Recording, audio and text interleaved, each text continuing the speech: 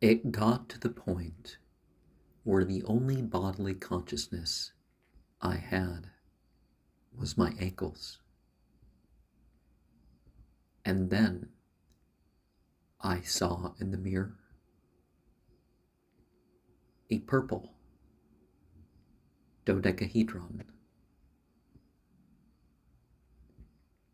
and around it built up a light.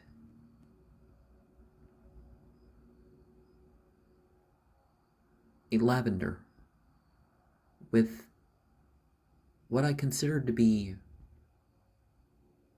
writing in indigo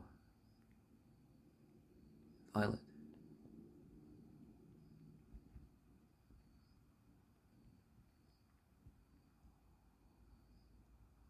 I felt smooth, and a sphere came in, and eventually,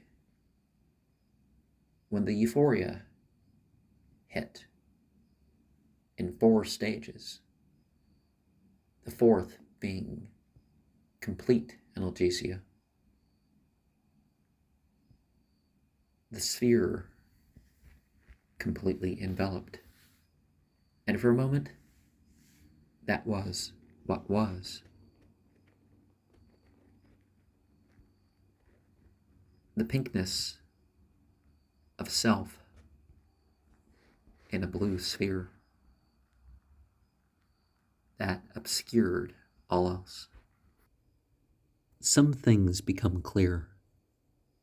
A riddle, or puzzle, or whatever you want to call it, is not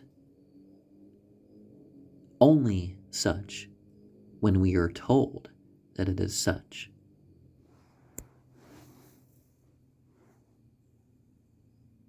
Myth and lie are not the same thing.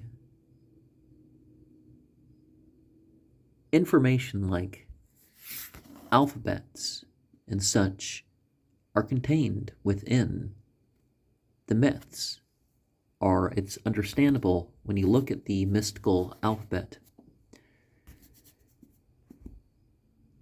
Some things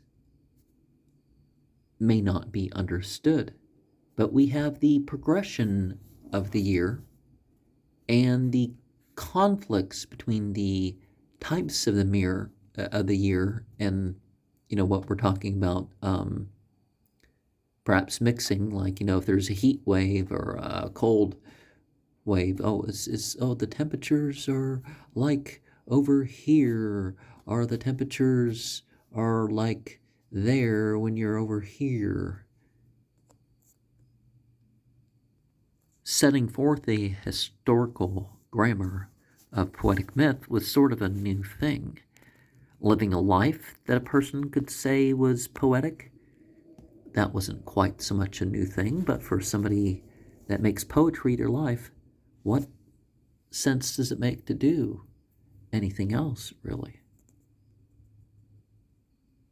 In art are survivals. And in these survivals, we can find the twists and pick out the parts that things are buried in.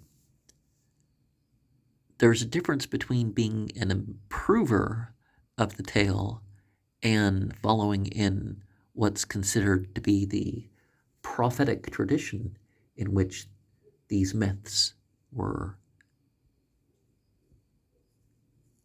composed.